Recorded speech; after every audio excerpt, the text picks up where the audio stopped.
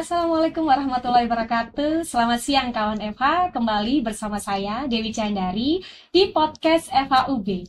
Pada siang hari ini, siang yang hampir sore ini, saya berkesempatan dan sangat berbangga sekali podcast FHUB menghadirkan Bapak Dekan Fakultas Hukum Universitas Brawijaya, Bapak Dr. Aan Eko Widiarto, SHM Hum. Selamat sore, Selamat Bapak. sore, Bu Dewi. Alhamdulillah, sehat ya Pak? Alhamdulillah, baik-baik. Ya, Alhamdulillah. Baik kawan FH, Bapak Dekan dihadirkan di podcast FHUB ini bukan tanpa alasan. Mengingat baru saja di tanggal 19 Agustus tahun 2024, kurang lebih 4 jam yang lalu, Pak Dekan, kita mendengar bahwa Bapak Presiden Jokowi mengganti 3 menterinya. Betul ya Pak? 3 menteri dan ditambah 1 wakil menteri Pak. Ya.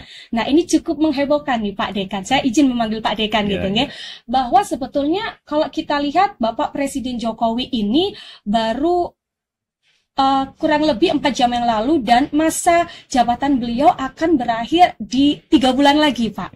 Sebelum saya bertanya lebih lanjut terkait hal itu, saya ingin mendengar pendapat Bapak, komentar Bapak terkait hal tersebut. Ya. Apa yang ada di bayangan Pak Dekan ketika pertama kali tahu bahwa ini Pak Jokowi tiba-tiba mengganti menterinya di detik-detik terakhir nih Pak. Monggo silahkan.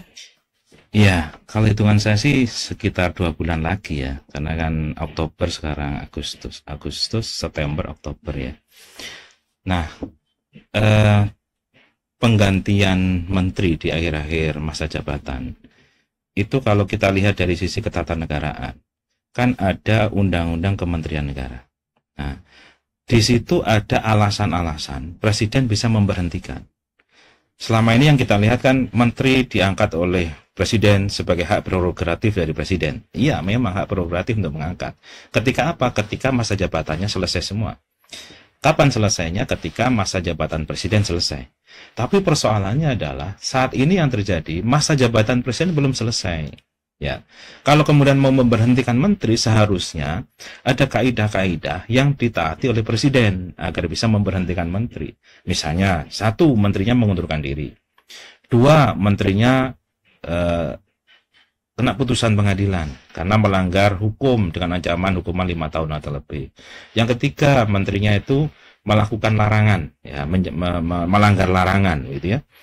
Nah, memang ada satu lagi di dalam Undang-Undang Kementerian Negara, alasan lain yang ditetapkan oleh Presiden. Nah, tapi persoalannya apakah dengan huruf E yang di pasal 24 ayat 2 ini, alasan lain itu kemudian bisa menjadikan Presiden serta-merta? Tentunya tidak juga.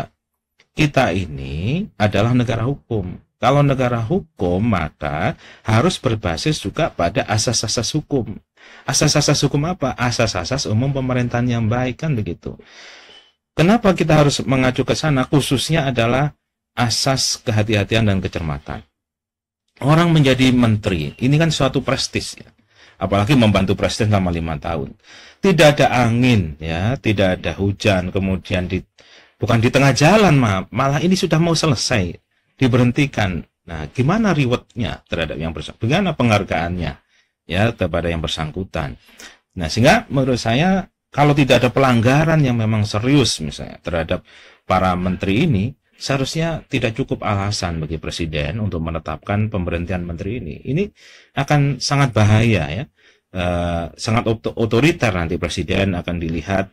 Ya kalau bahasa anak muda itu habis manis sepah dibuang. Nah kan nggak enak kalau kayak gitu. Ditikung Pak ini kalau bahasa anak sekarang tuh. Ditikung, kawan ya? Ditikung. Oh, berarti udah, zaman saya waktu old dulu.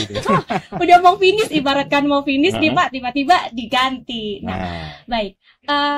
Memang kalau kita lihat di dalam Undang-Undang 39 tahun 2008 tentang Kementerian Negara, Pak Dekan, memang seperti hal yang disebutkan Pak Dekan, bahwa memang pemberhentian itu memang hak dari Presiden. Tetapi kalau kita lihat lagi Pak Dekan, memang ini menarik Pak Dekan, karena menteri-menteri yang diganti ini memang menteri-menteri mohon izin dari partai-partai yang berlawanan gitu ya, bisa saya sebut PDI Perjuangan. Nah, bagaimana Pak Dekan melihat ini? Artinya apakah ini sangat-sangat politis sekali atau sebetulnya di dalam hukum itu ya bisa dibenarkan bisa tidak begitu Pak Dekan? Silakan. Iya, memang ini kan persoalan politik ya. Jelas ini persoalan politik ya. Jadi presiden kemudian memberhentikan, presiden mengangkat, itu lebih banyak faktor pertimbangan politik tentunya. Nah, yang saya maksudkan tadi adalah harus juga sesuai dengan asas-asas umum pemerintahan yang baik ya. Jangan sewenang-wenang ya. Karena ini sudah mau habis tadi, titikung istilahnya tadi ya. Ini kan kesewenang-wenangan akhirnya. Nah, tidak melihat pada proses yang panjang 5 tahun bersama tadi itu. Maka dari itu anasir-anasir kepentingan politik itu seharusnya sudah bisa dipinggirkan ya. Berhadapan-hadapan dalam suatu demokrasi, ada oposisi misalnya ya, yang ada koalisi, itu hal yang lazim ya dalam demokrasi. Kenapa? Itu kekuatan penyeimbang. Disitulah hakikatnya negara hukum ini, ada check and balances. Gak mungkin pemerintahan itu tanpa ada kendali, tanpa ada kontrol ya. Bukan kendali sih, kontrol sebenarnya. Jadi pihak oposisi ini yang mengontrol ya, mengontrol pihak yang lagi ruling ya, lagi berkuasa ini. Jangan sampai ini kebablasan. Kalau ini kebablasan, kita sudah berpengalaman itu. Zaman Orde Baru 32 tahun kita hanya dikendalikan, hanya dipimpin oleh satu orang leader ya, tanpa ada batas. Nah, ketika kita reformasi, hal ini sudah di-cut ya. Dengan cara apa? Dengan cara masa jabatan presiden itu hanya 2 periode. Nah, artinya apa? Sudah nggak boleh cawe-cawe lagi ini ke berikutnya gitu. Gak usah, kalau sudah selesai ya sudah husnul khotimah, selesai, alhamdulillah sudah menjalankan amanah gitu ya sebagai seorang presiden, dipercayakanlah kepada pemerintahan baru. Ya, seprestasi apapun seorang presiden ini, kalau sudah melewati 2 kali masa periode sudah finish. Ya, gantian sama anak negeri yang lain. Ya, biarkan kita taruh kepercayaan kepada anak negeri itu. Sehingga jangan sampai power tends to corrupt. Ya. Karena kekuasaannya lama dipegang, akhirnya menjadikan seorang presiden ini terus mengendalikan pemerintahan berikutnya, walaupun yang bersangkutan tidak jadi presiden. Nah, ini yang kita harus hindari. Ya, memang apakah kemudian Pak Dekan melihat bahwa ini ada indikasi ingin mengamankan? Kita tahu bahwa presiden dan wakil presiden terpilih adalah bukan orang lain, tetapi anak dari Pak Jokowi sendiri sebagai wakil presiden.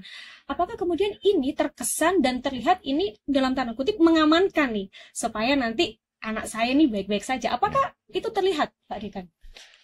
Ya, itu semakin terlihat akhirnya. Yang seharusnya bisa main soft gitu ya. Ya sudah, orang nggak ada orang di Indonesia yang nggak tahu bahwa Mas Gibran itu anaknya Pak Jokowi.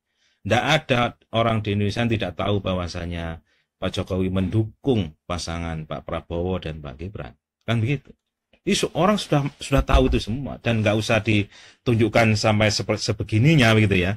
Sebelum nanti Pak Gibran dan Pak Prabowo itu menjabat, kemudian sudah ada ini Badan Ketahanan Gizi misalnya. Ini kan programnya beliau-beliau itu ketika Pilpres kemarin kan, untuk ya sampai ada makan siang gratis dan sebagainya untuk peningkatan gizi. Nah, sekarang kok dibentuk pada saat ini gitu Pak. Mbok ya nanti biarlah itu menjadi sebuah legacy dari presiden berikutnya ya.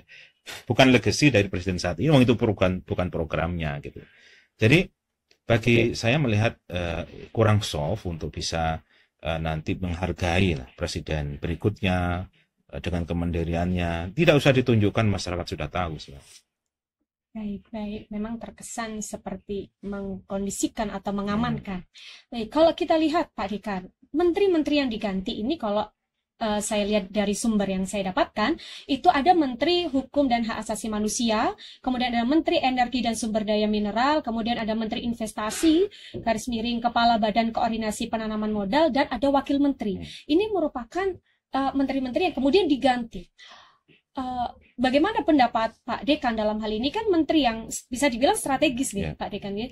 Menteri Hukum dan HAM, Menteri Energi dan Sumber Daya Mineral gitu. Apakah dengan penggantian menteri-menteri ini tadi itu ada maksud lain gitu? Apakah kalau kita lihat track record dari menteri sebelumnya juga tidak buruk, bahkan sangat baik sekali, banyak perubahan-perubahan yang beliau lakukan, tapi malah diganti begitu. Ya. Saya mungkin catatan saya terkait dengan Menkumham ya. Menkumham ini kan dari PDIP ya. Dan kalau dibilang bahwasanya tadi oposisi pun dalam posisi Menkumham, saya lihat Menkumham tidak oposisi. Kenapa? yang namanya Omnibus Law itu kan programnya Presiden Pak Jokowi. Yang namanya perubahan, ada lembaga baru di bidang regulasi, kan ada akhirnya di Undang-Undang 13 perubahan Undang-Undang B3 itu. Itu kan programnya Presiden. Pada waktu kampanye sama Pak Ma'ruf Amin, beliau kampanye akan ada lembaga regulasi tersendiri. Dan semuanya diakomodir semua oleh Menteri Hukum dan HAM. Sudah masuk semua. Omnibus Law, Undang-Undang Cipta Kerja, Omnibus Law Perpajakan, Omnibus Law Kesehatan. Mana yang kemudian terhalangi dari itu? Kan tidak ada sih sebenarnya. Makanya saya melihat ini sebuah penghormatan, respectation ya kepada kinerja seorang pembantu presiden yang seharusnya bisa dihargai lah. Ya kecuali kalau ada pelanggaran yang sebagaimana ditetapkan dalam Undang-Undang Kementerian Negara, oke ya. Ya ada tindak pidana, ada pengunduran diri, ada pelanggaran larangan gitu. Kalau selama itu tidak, apa kemudian yang bisa dilakukan? Nah, saya khawatirnya itu adalah kesewenang-wenangan tadi itu. Ya, yang akhirnya malah tidak respect terhadap pembantu-pembantunya yang hanya kurang 2 bulan aja, ini sudah dipotong begitu. Kan nggak bagus juga pada purna tugas seorang menteri gitu ya, bahwa ternyata pernah direshuffle dulu kan, ya kondisi yang jelek pada yang bersangkutan kan. Nah ini yang ya kepekaan seperti ini, kebijakan ya, kecuali punya pesan tertentu gitu ya, karena kebetulan yang bersangkutan dari partai ini dan partainya berseberangan, ya sudah tak ganti, bahwa ya berkuasa saya untuk mengganti kan gitu. Nah ini yang saya lihat tadi kurang sesuai dengan asas umum pemerintahan yang baik, karena ada kesenang-wenangan. Baik. Memang waktu yang last minute ini Pak ya, mungkin itu menjadi highlight banyak orang di waktu yang last minute ini kok malah diganti begitu. Kemudian Pak, penggantian ini apakah juga tidak bisa dianggap sebagai masa transisi Pak, dari Pak Jokowi kemudian ke Pak Prabowo begitu? Ataukah mungkin memang Pak Jokowi melihat bahwa sepertinya nanti yang bisa mendampingi Pak Prabowo adalah menteri yang baru, tapi kan terlepas lagi di dalam undang-undang itu semuanya hak presiden. Gitu. Bagaimana Pak Dr. Aan melihat ini? Kita mengalami beberapa macam transisi pemerintahan. Dulu ketika Pak SBY ke Pak Jokowi ada namanya tim transisi, ya. Dan ini kantor transisi presiden ini mentransfer kebijakan-kebijakan yang ada zaman Pak SBY ke zaman Pak Jokowi. Saya kira model seperti itu lebih smooth daripada transisinya dalam bentuk penggantian menteri. Ya, jadi kelemahan atau kejelekannya akan lebih besar dengan penggantian menteri. Toh sebenarnya kalau kita kembali kepada menteri itu adalah prerogatif presiden. Presiden yang mana? Seharusnya presiden yang baru gitu, bukan presiden yang lama gitu kan. Nah, ya biarlah habis dulu menteri yang lama ini sama presidennya berhenti, biar presiden yang baru ini yang mengangkat. Mungkin ada orang berlogika, bagaimana untuk magang, Pak? Nah, ini menjadi magang menteri kan begitu kan? Bisa nggak ini dianggap menteri itu bukan jabatan rendahan. Orang jadi menteri itu karena dia sudah punya pengalaman yang mumpuni, nggak perlu dimagangkan lagi. Ya, seharusnya sudah memahami konstelasi politik, memahami kebijakan presiden terpilih, ya, memahami kondisi ketatanegaraan yang ada. Itu sudah seharusnya sudah otomatis kata seseorang diminta untuk menjadi seorang menteri sudah terpenuhi semua kompetensi itu. Gitu. Tidak perlu magang lagi untuk apa magang jadi menteri. Ini kan bukan SMK, bukan SMP, bukan SD, apalagi ya di kita misalnya kita mahasiswa banyak juga yang magang ya. Pantas lah kalau magang, ya Merdeka Belajar ada magangnya, tapi ini menteri nih gitu. Jadi seharusnya tidak perlu ya terlalu kasar, karena kalau diganti sekarang orang akan memandang satu cawe-cawe. Yang kedua yaitu tadi, karena ini menteri dari partai yang berseberangan, saya bisa ganti.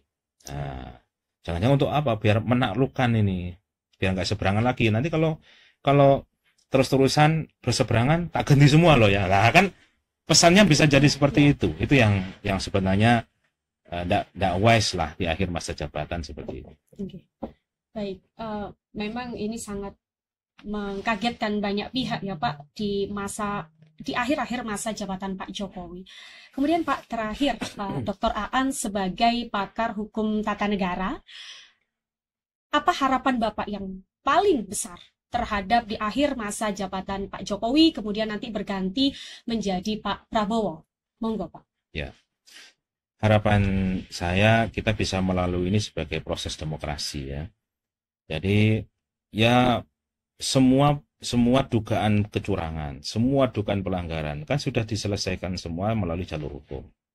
Ketika jalur hukum, jadi Mahkamah Konstitusi menetapkan bahwa Prabowo Gibran sebagai presiden terpilih, ya, dan tidak ada kasus hukum di dalamnya, ya seharusnya sudah selesai semua. Semuanya bergerak dalam bidang masing-masing. Itu harapan kita yang baik. Baik, menarik sekali kawan FH, senang sekali. Podcast FHUB menghadirkan Bapak Dr. Aan Eko Widiarto SMHUM sebagai pakar hukum tata negara yang pastinya jawabannya itu memang sudah sesuai dengan kepakaran beliau. Dan ini semoga kawan Eva yang menonton dan Bapak Ibu semuanya yang berkesempatan menonton podcast ini sangat tercerahkan dengan pendapat hukum dari Pak Dr. Aan. Cukup sekian, terima kasih Pak Dr. Aan. Kami ucapkan kepada Pak Dr. Aan, Bapak Dekan FHUB telah berkenan mengisi podcast FHUB. Dan untuk teman-teman, kawan Eva semuanya, jangan lupa like, subscribe, dan komen video-video dari podcast FHUB. Cukup sekian, terima kasih. Selamat sore. Wassalamualaikum warahmatullahi wabarakatuh.